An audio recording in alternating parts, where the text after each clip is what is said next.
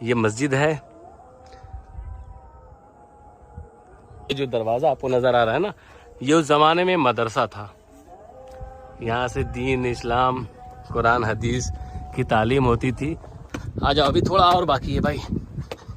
और अगर हज़रत निज़ामुद्दीन औलिया की कहानी ना बताई जाए तो शायद इस किले की कहानी अधूरी रह जाएगी। मकबरे के बिल्कुल पास हम पहुंच चुके हैं। ये बुलंद गेट मकबरे का। हेलो दोस्तों, speaker Saqib Nomani YouTube channel पे एक मरतबा फिर से आप सभी लोगों का स्वागत है। दोस्तों, आज के इस व्लॉग में आज चूँकि जुमा का दिन है और जुमा पढ़ने के बाद थोड़ा खाना खाने के बाद मैं और मेरे दोस्त का प्लान हुआ कि हम लोग चलें तुगलकाबाद। गयासुद्दीन तुगलक का एक शानदार किला है, वहाँ पे उनका मकबरा है। और वो किला जो दिल्ली का एक तारीखी किला है, दिल्ली के दिलकश किलों में से एक है। तो हम लोगों ने प्लान बनाया कि चलिए तुगलकाबाद चला जाए।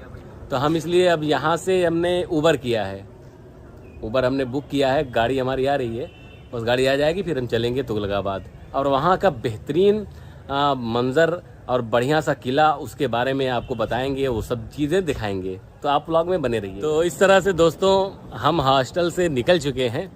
गाड़ी हमारी सामने खड़ी है और मैं हूँ, हमारे अल्तमज भाई हैं। अचानक इनका मूड बन गया। पहले तो मेरा और अब्दुर्रहमान का मूड था, जो पीछे आ रहा है अब्दुर्रहमान। पहले हम दोनों ने अचानक प्लान बनाया, तब तक अल्तमज भाई की एंट्री हो गई और अल्तमज भाई ने कहा चलो भाई। काली घटा को देख के तबीयत मचल गई। वैसे इनका जाने का मूड नहीं था, लेकिन ये भी तैयार हो गए। और ये हमारे हिमांशु भाई हैं। आज के दिन ये इनकी गाड़ी पे हम लोग जाएंगे।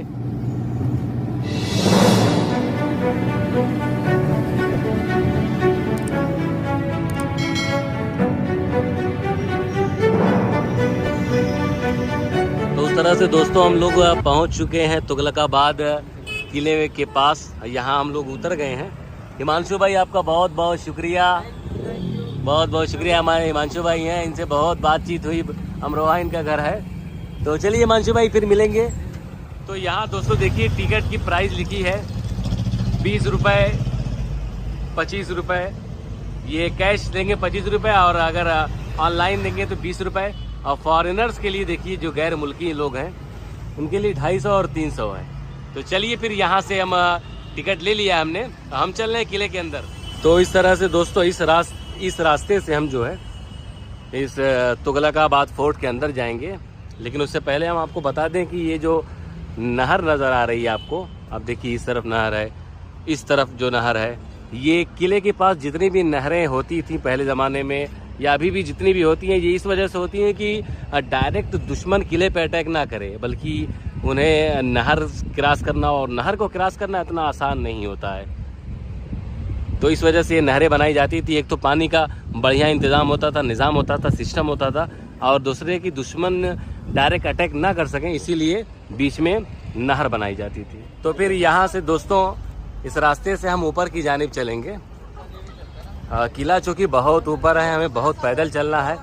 अब देखिए कि किले की जो ऊंची ऊंची दीवारें कितनी शानदार आपको नज़र आ रही हैं, ये आप देख सकते हैं। इतने बड़े बड़े पत्थर किस तरह से किले की दीवारों पे नस्ब किए गए होंगे, ये बहुत सोचने वाली बात है।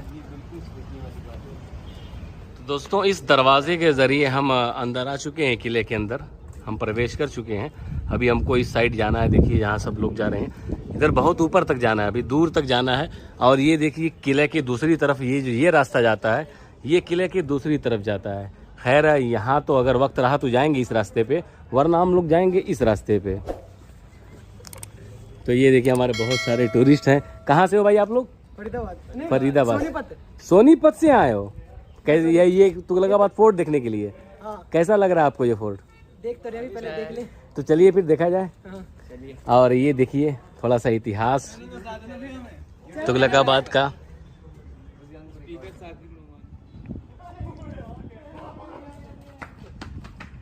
तो चलिए फिर आगे की तरफ हम चलते हैं। अभी तो बहुत लंबा रास्ता हमें तय करना है। थोड़ा सा और आगे हम लोग आ चुके हैं और फिर हमारी आंखें तो बिल्कुल चौकन्नी हो गई कि यार इतना बड़े बड़े पत्थर, इतनी बड़ी बड़ी दीवार, ये पत्थर इन बड़ी दीवारों पे कैसे नस्ब किए गए होंगे, काम कितना मुश्किल रहा होगा। लेकिन वहीं कहीं ना कहीं हमारा दिमाग ये भी कहता है कि उस ज़माने का आर्किटेक्चर कितना शानदार था, फनकारी कितनी बेहतरीन थी उस ज़माने की। ये गयासुद्दीन तुगलक ने इस किले को बनवाया था। तो अब दोस्तों हम आ चुके हैं किले के बिल्कुल बीचों बीच में, बिल्कुल दरमियान में हम हैं। और फिर हमारी नज़र पड़ी इस तरफ, आप देखिए कि ये किले की एक शानदार मस्जिद थी उस दौर में। ये मस्जिद है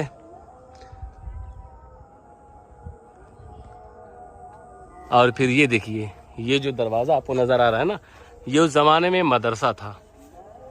यहाँ से दीन, इस्लाम, कुरान, हदीस की तालीम होती थी। ये मदरसा और इसका सारा खर्च जो है ये बादशाह के ज़िम्मे रहा करता था। कितना शानदार रहा होगा उस ज़माने में ये मदरसा भी। ये क्या मदरसा था? ये मदरसा था। मस्जिद कौन थी? मस्जिद इधर। तो ये रहा इस तुगलकाबाद फोर्ट का मदरसा। अभी उसके बाद दोस्तों हम पहले चल रहे हैं, पहले एकदम उस ऊंचाई पे हम लोग चल रहे हैं। वहाँ से जो है बहुत अच्छा लगता है दिल्ली का मंजर, दूर दूर तक की चीज़ें यहाँ से नज़र आती हैं। और इस जगह के बारे में मैं इसे आपको बता दूं कि जब बादशाह कहीं से जीत के आया करते थे या कोई ऐलान हुआ करता था या कुछ भी, तो यहाँ पे परचम कुशाई होती थी, झंडा यहाँ से लहराया जाता था। या अगर कोई ऐलान होता था तो वो यहाँ से जो है जारी किया जाता था। यहाँ से चूँकि बहुत बुलंदी है और आवाज़ भी बहुत तेज़ यहाँ से आएगी, तो इसलिए इस जगह को चुना गया था। इस जगह से जो है कोई ऐलान करवाना हो, कोई अनाउंस करवाना हो या कुछ भी, तो यहाँ से होता था वो सारे। तो चलिए फिर इस जगह हम लोग चलते हैं, ज़रा सा देखते हैं यहाँ से कैसा मंजर रहता है चारों तरफ का। बहुत ऊंचा किला है यार। आ जाओ, अभी थोड़ा और बाकी है भाई। तो इस तरह से दोस्तों कुछ देर के बाद हम बिल्कुल किले की सबसे ऊंची जगह पे पहुंच गए हैं। यहाँ से देखिए कि किला कितना शानदार है, कितना अच्छा नज़र आ रहा है। और यहाँ से दूर दूर तक जहाँ जहाँ आपकी निगाहें जा सकती हैं आप देख सकते हैं। उधर पूरा नोएडा नज़र आ रहा है और फिर इधर देखिए दिल्ली के कुछ इलाके आपको नज़र आ रहे हैं। मतलब बहुत दूर तक यहाँ से आप देख सकते हैं।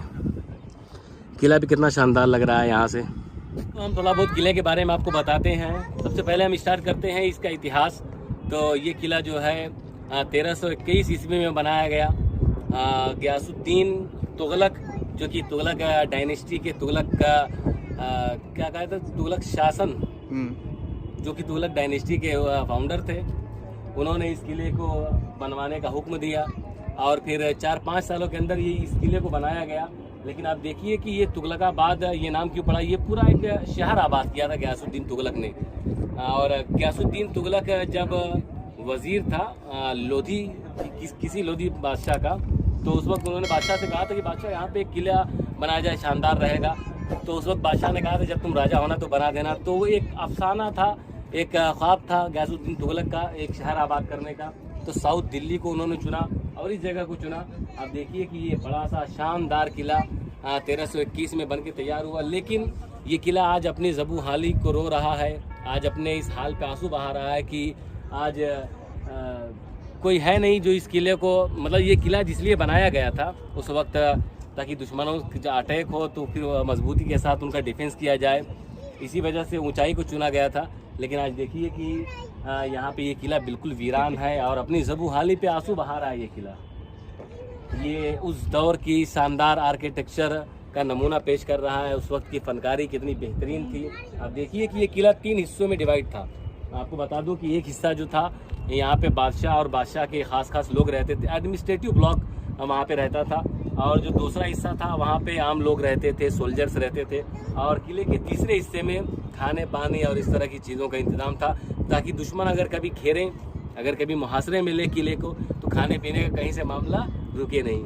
और दोस्तों अगर इस किले के बारे में बात की जाए और अगर हज़रत निज़ामुद्दीन औलिया की कहानी ना बताई जाए तो शायद इस किले की कहानी अधूरी रह जाएगी। मैं आपको बताता हूँ कि जब ये किला बन रहा था, जब ये किला तामीर हो रहा था, बादशाह ने हुक्म दिया कि किले को बनाया जाए, एक शानदार शहर आबाद किया जाए। तो उस वक्त हज़रत निज़ामुद्दीन औलिया जो उस वक्त के बहुत बड़े सूफी गुजरे हैं और आज भी उनका नाम लिया जाता है, तो उनसे बादशाह का कुछ मामला हो गया, कुछ अनबन हो गई, तो उन्होंने बद्दुआ के अल्फाज कहे कि या रहे उज्जर या बसे गुज्जर। तो लोग कहते हैं कि ये उनकी बद्दुआ का असर है कि ये पूरा किला वीरान हो गया। बादशाह का कुछ दिनों के बाद इंतकाल हो गया था और उसके बाद बादशाह का जो बेटा था मोहम्मद बिन तुगलक, मोहम्मद बिन तुगलक, उसने अपनी जो सल्तनत थी, अपनी जो राजधानी थी, उसको कहीं और मुंतकिल कर दिया था। तो अगर इस कहानी में अगर निज़ामुद्दीन औलिया अलैहिर्रहमा का जिक्र ना किया जाए तो शायद ये किले की तारीख और यहाँ की कहानी बड़ी अधूरी रह जाएगी। और दूसरी वजह इस किले की वीरान होने की ये भी है, लोग कहते हैं कि बादशाह की जो मौत थी ये बहुत ही राजदाराना तरीके से हुई, ये भी वजह है। फिर उसके बाद लोग ये भी अफवाह उड़ाते हैं कि ये किला बहुत डरावना था, जिसकी वजह से बादशाह के बेटों ने इस किले को छोड़ दिया। खैर ये सारी कहानी अपनी जगह है, लेकिन जहाँ तक वो बात जो सही है वो हज़रत निज़ामुद्दीन औलिया अलैहिर्रहमा की बात लोग कहते हैं कि ये बात ज़्यादा सही है।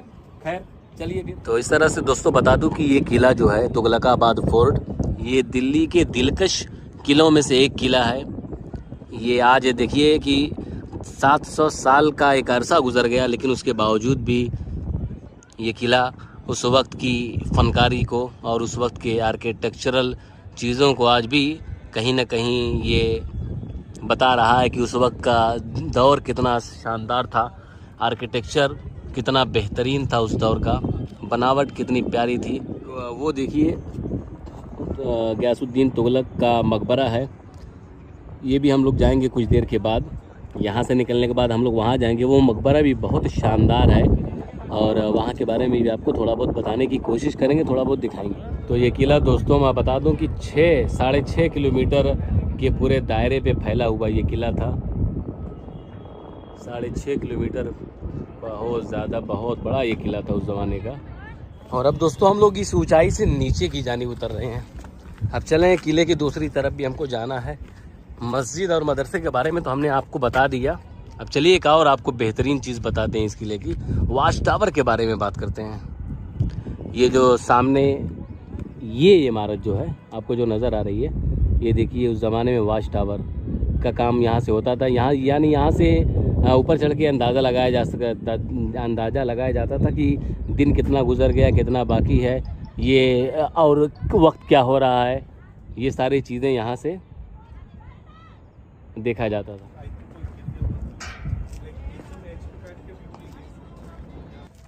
और अब दोस्तों हम लोग ऐसी जगह जा रहे हैं जिसके बारे में आप सुन करके हैरान हो जाएंगे। ये जो जगह आप देख रहे हैं, ये रास्ता जो अंदर जा रहा है, ये किला देखिए ऊपर ऊपर था और अंदर अंदर ये पूरी उस ज़माने में मार्केट लगती थी। मीना बाज़ार इसे कहा जाता था।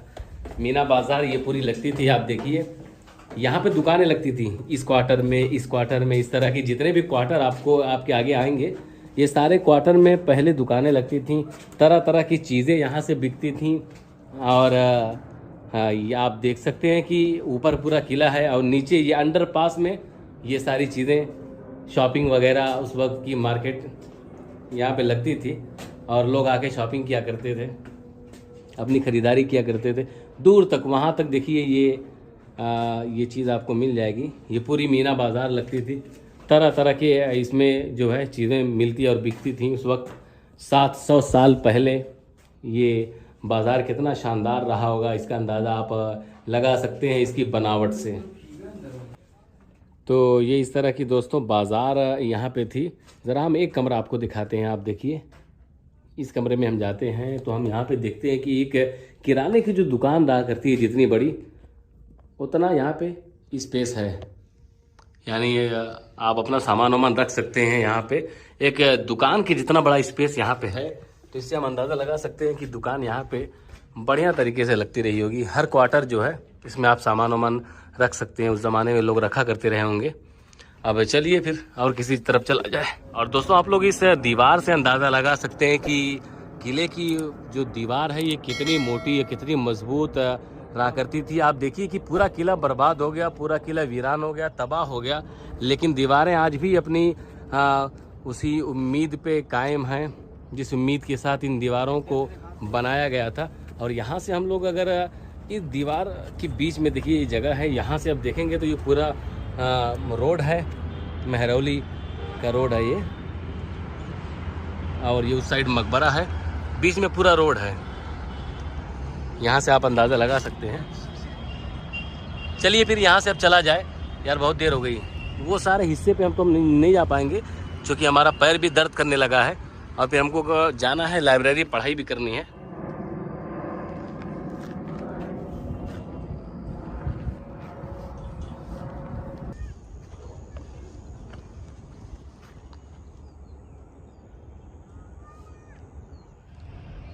तो अब दोस्तों हम लोग जा रहे हैं अब दूसरी तरफ, महल के दूसरी तरफ, जहाँ हमने कहा था कि अगर टाइम रहेगा तो हम जाएंगे। अब देखिए हम महल की दूसरी तरफ हम जा रहे हैं तेज़ी के साथ, क्योंकि सूरज जैसे ही डूब जाएगा वैसे ही इस किले का गेट बंद हो जाएगा लोगों के लिए। और मैं बता दूं कि ये इस किले का शाही महल था। राजा या जो बादशाह थे, सॉरी, जो गयासुद्दीन तुगलक थे, उनका महल यही था। आप देखिए कि ये महल भी पूरी तरह से तबाह हो चुका है, सिर्फ ऊपर का ढांचा आपको नज़र आ रहा है। आप आर्किटेक्चर देखिए उस वक्त का।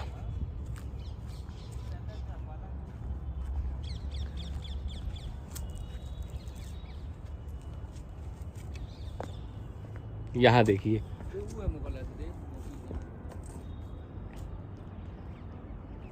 ये जो इलाका था ये रॉयल लोगों के रहने का इलाका था। बादशाह के जो खास लोग रहा करते थे वो इस इलाके में रहते थे, मतलब इस जगह रहते थे। और बादशाह का खुद महल यहाँ पे था, हमने आपको बता दिया। तो चलिए फिर अब यहाँ के बारे में हमने बता दिया, मकबरा चला जाए वरना गेट बंद हो जाएगा मकबरे का।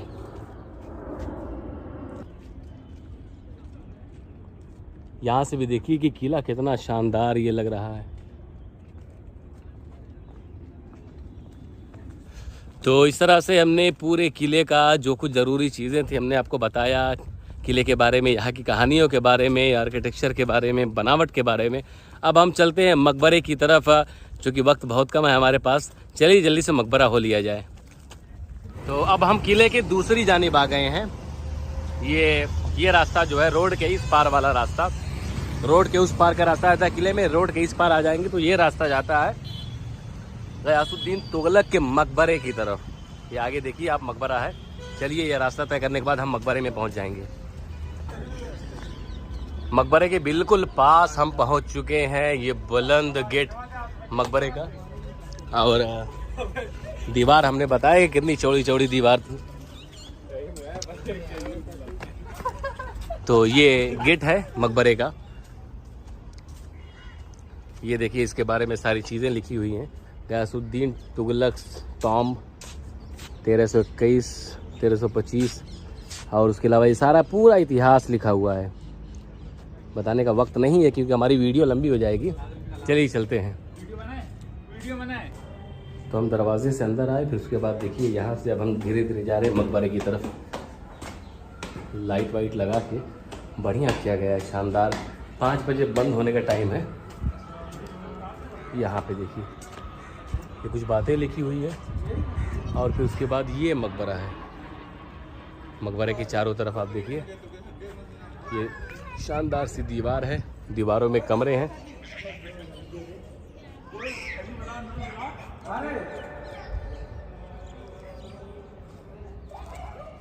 और अब चलते हैं मकबरे में। मकबरे की बनावट बड़ी शानदार है, और आप देखिए कि अपने वक्त का एक हुक्मरान, दिल्ली सल्तनत का बादशाह गयासुद्दीन तुगलक की ये कब्र, और बहुत कुछ बयान कर रही है कब्र। कुल्लु नफ्सिन ज़ाइक़तुल मौत। अपने वक्त के बादशाह थे, दिल्ली में जिनका सिक्का चलता था, दिल्ली के हुक्मरानों में से एक थे ये गयासुद्दीन तुगलक। और आज इनके मकबरे में हम लोग यहाँ पर मौजूद हैं। शानदार आर्किटेक्चर का नमूना पेश करता हुआ ये उनका मकबरा भी।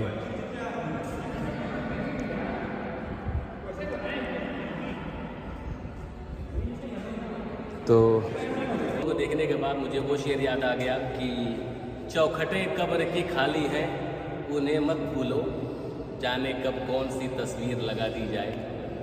तो चलिए दोस्तों फिर यहाँ से अब बाहर की जानिब चलते हैं।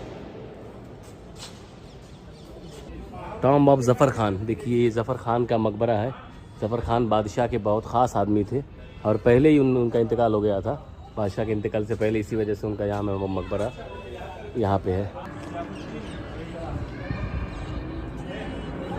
तो इस अंदर जाएंगे हम, और अंदर जाने के बाद हमने देखा कि ये पूरा गली नुमा, ये पूरा खाली है, और फिर यहाँ से मुक्के हैं, विंडो है, यहाँ से देखिए आप किसी को देख सकते हैं लेकिन कोई आपको देख नहीं सकता। ये उस वक्त भी देखिए कितना बढ़िया आर्ट था उस वक्त का, कि यहाँ से बैठ के किसी को भी आप तीर लगा सकते हैं लेकिन कोई आपको तीर नहीं मार सकता। ये इस तरह की बनावट है यहाँ पे, ये देखिए ये चीज़ें देखिए। तो इस तरह से दोस्तों हम पहुँच चुके हैं अपने हॉस्टल में, और उम्मीद है कि व्लॉग हमारा आपको बहुत अच्छा लगा होगा।